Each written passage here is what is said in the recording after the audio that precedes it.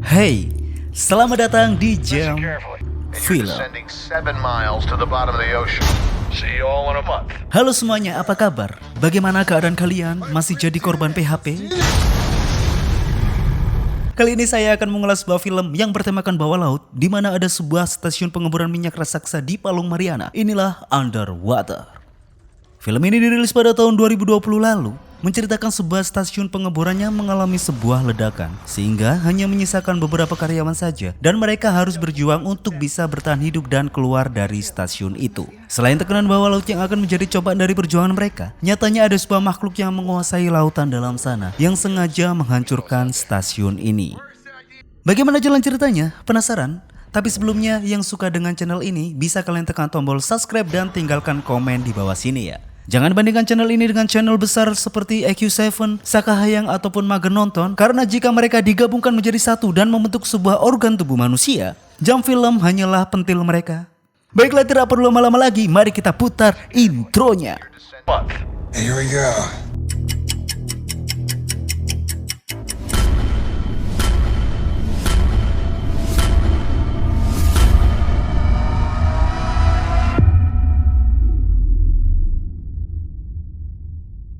Langsung saja kita dibawa ke dalam dasar laut, sebuah perusahaan stasiun yang bernama Clapper yang berada di kedalaman 7 mil atau sekitar 11,26 km dari permukaan laut.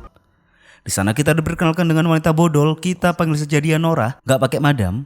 Sebagai seorang teknisi di stasiun ini, kehidupannya cukup pesimis dan kadang membuatnya bosan karena dia tidak pernah tahu ini malam ataupun siang. Yang dia tahu hanyalah jarum jam dan angka-angkanya.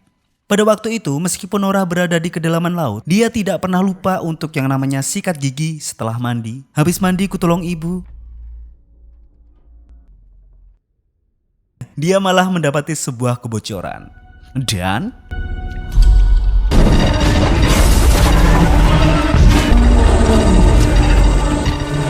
sebuah ledakan yang entah karena apa, tidak ada waktu untuk meneliti apalagi menulis skripsi. Nora berlari menuju ke titik aman yang disusul seseorang lainnya yang bernama Rodrigo. Melewati setiap kelokan yang ada hingga mereka sampai ke titik pintu gerbong sebelah. Namun sayang, sistem pintu itu sudah error. Dengan cepat Nora sebagai alumni SMK bisa. Dia membenarkan mesin monitornya. Dan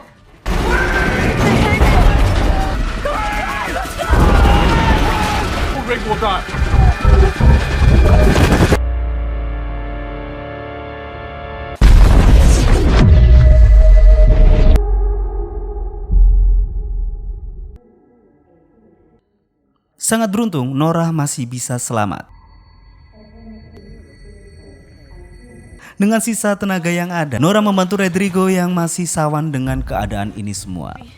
Voice over yang berkumandang mengatakan bahwa 70% sistem stasiun ini telah rusak, mengarahkan untuk setiap kru yang masih selamat untuk segera menuju ke ruang kapsul, yaitu ruang untuk menyelamatkan diri dari stasiun ini. Mereka berdua pun segera beranjak ke ruang kapsul, hanya berbekal senter bertenaga batu baterai akarin. Mereka pun menyusuri puing-puing dari hancurnya stasiun ini. Namun sebelum itu, Nora ke ruang operator sebentar untuk berupaya mengatur ulang sistem pemutus serta menutup semua pintu yang masih terbuka dan mencari tahu keberadaan ruangan kapsul terdekat dari posisi mereka, yaitu di ruang CR7, bukan pemain MU. Dan langsung saja mereka bergegas ke sana. Kembali mereka melewati puing-puing kenangan masa lalu, hingga Nora mendengar ada suara yang meminta tolong, dan itulah suara dari Paul yang terkubur di bebatuan. Setelah menyelamatkan si Paul, mereka melanjutkan perjalanan dan kali ini mereka diharuskan merangkak. Namun ketika itu Nora yang berada di barisan terdepan, dia menemukan sebuah mayat dari salah satu kru stasiun ini, yaitu mayat dari McKellen. Sungguh naas dia meninggalkan dunia yang fana ini. Setelah mereka berhasil merangkak keluar, tidak sengaja mendapati sang Kapten Lucien. Beliau yang melihat Nora masih hidup dan membawa dua orang lainnya, hatinya cukup lega. Di sana, sang Kapten mengobati luka Nora dan siap untuk mengajak mereka ke ruang kendali untuk bertemu dengan yang lainnya. Di ruang operator sana ada Smith dan juga Emily. Di sanalah mereka bisa tahu bahwa inti dari stasiun Clapper sudah tidak stabil. Di sana Kapten menjelaskan bahwa ruangan kapsul yang hendak dituju Nora tadi kini sudah lenyap, yang menandakan mereka semua sudah terjebak di sini. Di sana sang Kapten membuat sebuah pilihan, mau tidak mau mereka harus ke stasiun Roebuck yang ada di sebelah stasiun ini, 1 mil lebih ke bawah, dan mau tidak mau mereka harus berjalan kaki ke sana. Sang Kapten menjelaskan jalur yang akan mereka lewati dari masuk lift hingga menyeberang dan berjalan ke dasar laut lepas di luar sana. Nora yang pesimis mengatakan bahwa baju anti tekanan tidak akan bisa bertahan lama jika langsung berjalan keluar sana. Namun sudah tidak ada pilihan, atau mereka memang ingin terjebak di sini dan menunggu mati. Dengan begitu tanpa ada cara lain, mereka pun mulai bersiap-siap.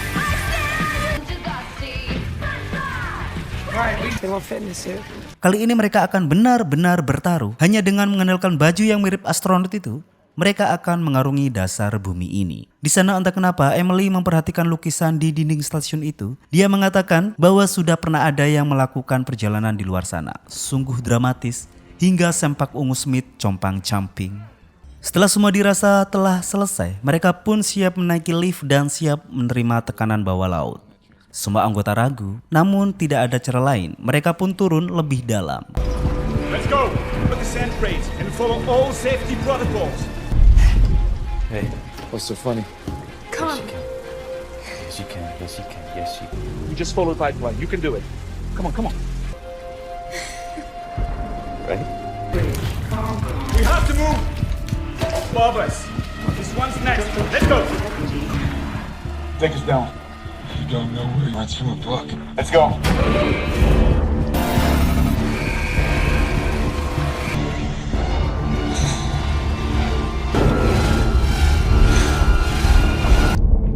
All right. I don't want to scare anyone, but once. Ketika mereka sudah di pertengahan jalan, tekanan mulai terasa dan di sanalah helm yang dikenakan Rodrigo pecah. Kepanikan semakin menjadi-jadi dan dia pun meledak saat itu juga.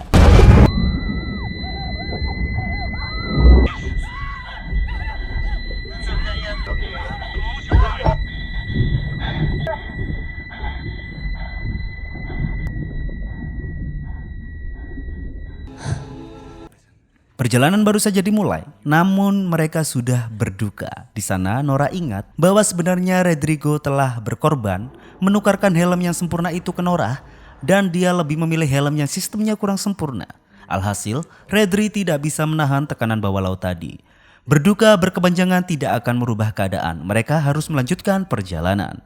Di tengah mereka masih berduka, mereka menemukan ada sesuatu yang terdeteksi di bawah lift mereka. Dengan begitu, Paul dan juga Smith beranjak dan akan memeriksa hal itu. Dengan pengawasan dari seluruh timnya, mereka mendekati ke titik objek. Sesampainya mereka di sana, mereka tidak mendapati apa-apa selain ada dompet dan foto keluarga. Hingga tiba-tiba, Bye, guys. Paul. The pressure. All I know is there was eating a dead. dan mereka pun menemukan makhluk aneh dan mereka tidak ada yang tahu hewan apakah itu. Seperti yang mereka ketahui bersama, hewan macam itu yang memakan jasad dan yang menyerang Smith dan Paul di luar sana. Dan makhluk ini nampaknya tertarik dengan cahaya. Lift mereka terus berjalan dan mungkin jarak mereka tinggal 200 meter lagi sampai tujuan. Namun tiba-tiba lift mereka mati dan mendapati sebuah serangan. Be outside the rest of the way. Yeah. The cable. If we can disengage, definitely. Shit, man.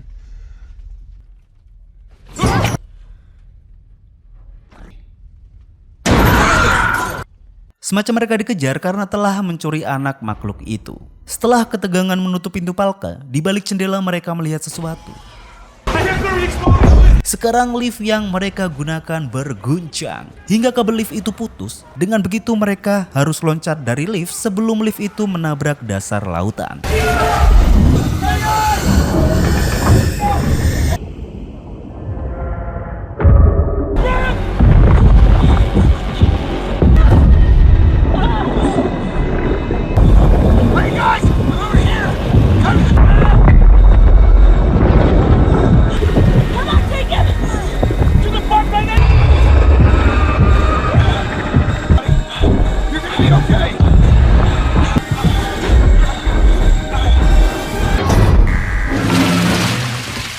Saking kerasnya gelombang yang terjadi, saring oksigen dari baju Smith telah mengalami kerusakan.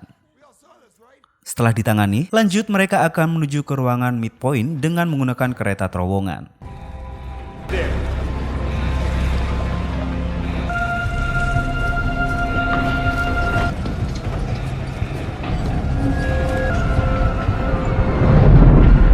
Stop the car. It's not gonna go in that kind of water. Stop. That's a lot of water. Namun sayang di tengah perjalanan mereka menemui jalan buntu dan harus membuat mereka melanjutkan dengan berjalan kaki. Di sana mereka sadar nampaknya makhluk aneh itu telah mengikuti mereka. Di tengah mereka menyusuri lorong-lorong, kembali lagi mereka harus berenang untuk melewati puing-puing masa lalu itu. Mereka saling bergantian hingga yang terakhir yaitu Paul. Awalnya tidak ada masalah hingga tiba-tiba Alright, forget this. We're going out. You okay? Yeah. Oh! Hey, Paul, you copy? We're gonna pull you through. Come on. I'm pulling. There's some slender man some shit. Hey, it's not funny.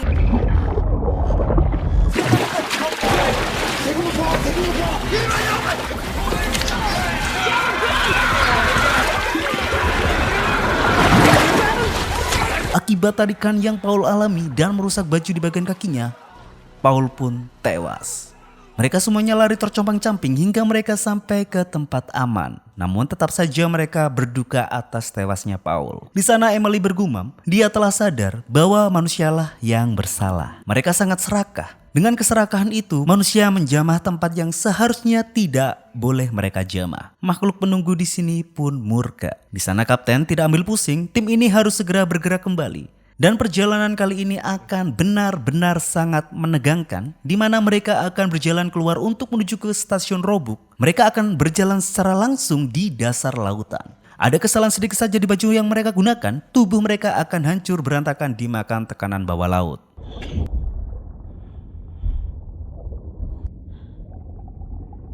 Tim ini pun berjalan perlahan-lahan, nafas mereka tersengal-sengal, mereka hanya mengandalkan oksigen dari baju mereka. Hingga tiba-tiba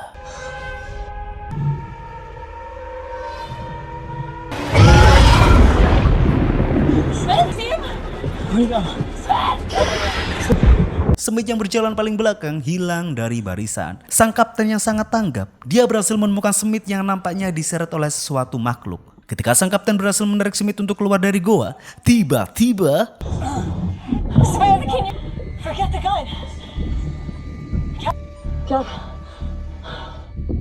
What are you doing?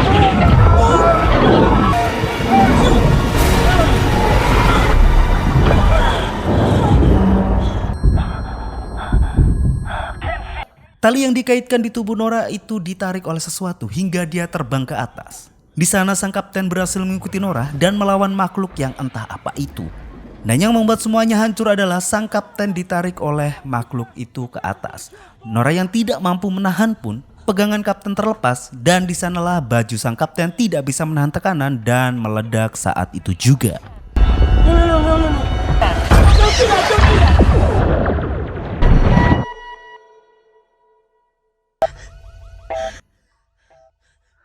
Setelah kejadian pilu itu, Nora kembali sadar, namun dia tidak tahu di mana posisinya sekarang. Dia terus berjalan hingga sampai di stasiun Borserpat, unit stasiun yang sudah lama ditinggalkan.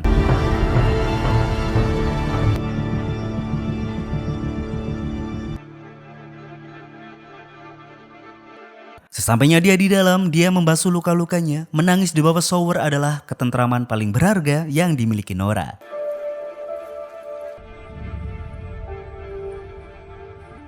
I'm still alive. I'm at the old shepherd trip, but I can breathe. Setelah itu, Nora menyalakan siaran komunikasi, berharap Emily dan Smith mendengarkannya di luar sana. Setelah itu, Nora mencari tahu tentang latar belakang stasiun ini, dan ternyata pangkalan ini adalah bekas pangkalan dari Lucien sebelum ia menjadi kapten kelompok dari Nora. Dia membuka loker dan menemukan foto putri dari kaptennya itu. Sontak, Nora termotivasi dan sadar dia harus kembali bergerak. Tidak mungkin Nora memutuskan untuk tinggal di sini. Tidak ada hiburan, tidak ada Indomaret, tidak ada yang jual rokok ketengan. Ih.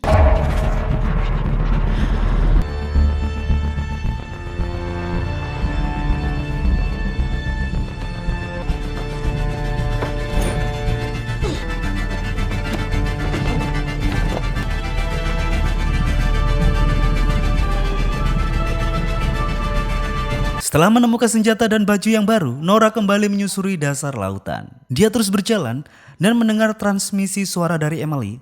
Langsung saja Nora mempercepat langkahnya. Dia melihat Emily yang sudah putus asa dan hendak bunuh diri di sana.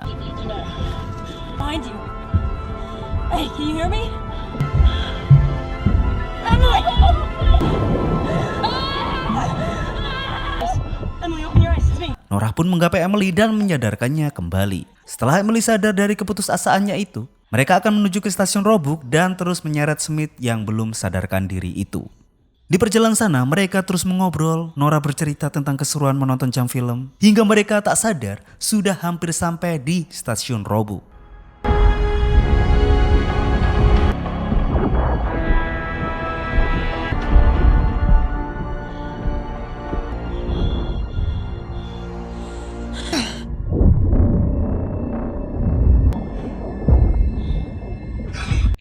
Mereka terus berjalan selangkah demi selangkah dan ternyata stasiun Roebuck justru malah sudah menjadi sangkar ribuan makhluk mengerikan penguasa laut dalam.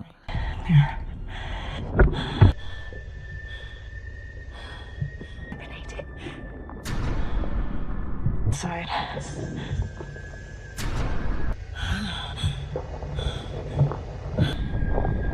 Dengan begitu, mereka perlahan-lahan menggapai pintu, melewati makhluk-makhluk itu yang tengah tertidur. Hingga tiba-tiba baju Emily berbunyi mengatakan bahwa baju sudah mulai kekurangan oksigen. Dengan suara bising itulah, satu makhluk ini terbangun dan menyerang mereka. Keep going to the door.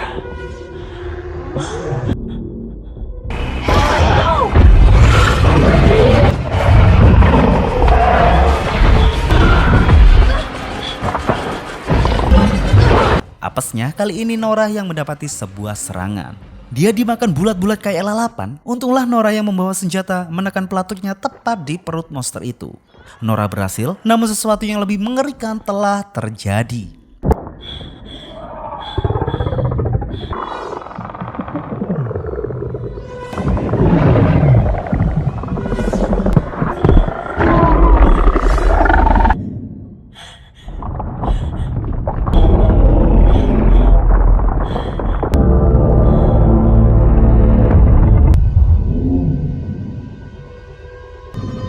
Sangkar monster yang mereka kira adalah ancaman mereka, nyatanya itu bukanlah apa-apa. Ada makhluk raksasa yang lebih mengerikan dari semuanya. Inilah monster sesungguhnya.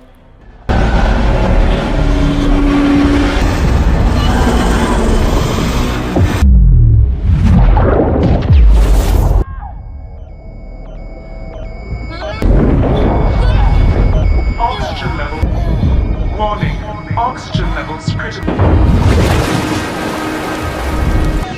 Akhirnya mereka berhasil mencapai stasiun, namun di sana Nora masih dalam bahaya, di mana bajunya kehabisan oksigen. Dengan sisa kekuatan yang ada, Emily menyelamatkan Nora saat itu juga.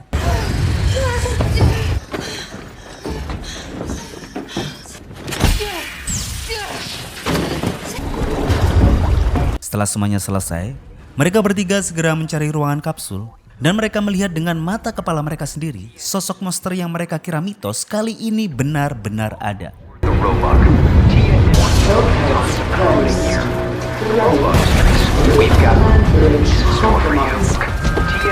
Di luar sana, sang monster semakin mengamuk. Dan akhirnya mereka sampai juga di ruangan kapsul. Satu persatu Nora melakukan pengecekan. Dan sungguh disayang, ada satu kapsul yang sudah lama rusak. Namun Nora menyembunyikan hal ini. Smith di sana akan dievakuasi terlebih dahulu dan Smith meluncur keluar dari kedalaman ini. It's fine. Seriously, you go. No. Come on, get in. Sedangkan dua wanita ini saling berebut untuk menjadi yang terakhir. Namun di sana Nora sebagai anak alumni SMK lebih unggul dalam dorong-mendorong. Emily yang sempat mendengar bunyian bip dari kapsul yang tersisa. Dia tahu bahwa pasti ada sebuah kerusakan. Namun mau bagaimana lagi, Nora sudah memasukkan Emily ke kapsul itu dan siap untuk meluncur.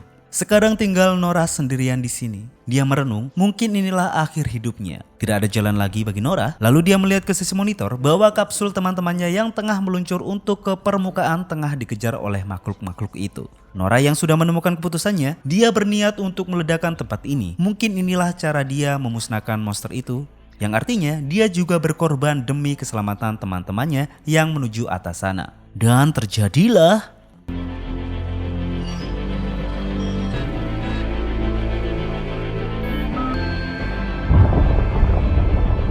Meltdown in progress. We have 60 seconds.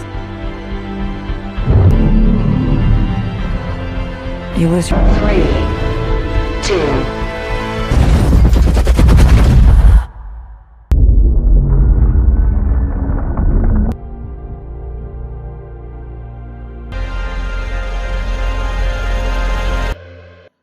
Dan kini di akhir cerita, Smith dan Emily akhirnya berhasil mencapai permukaan laut. Mereka berhasil selamat dari tragedi mengerikan ini. Media mengatakan bahwa perusahaan telah menutup rapat atas kejadian ini.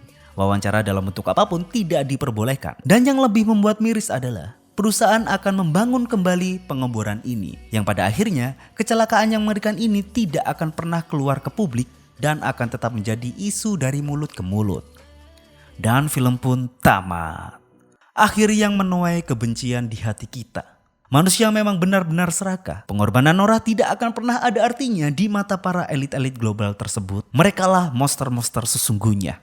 Pesan dari film ini adalah memang benar apa yang dikatakan Emily, manusia sungguh serakah. Mereka mengambil terlalu banyak dalam sebuah kehidupan. Sebuah tempat yang seharusnya tidak mereka jamah, malah manusia ini merusak tempat itu dan mengganggu makhluk lain yang juga hidup di bumi ini.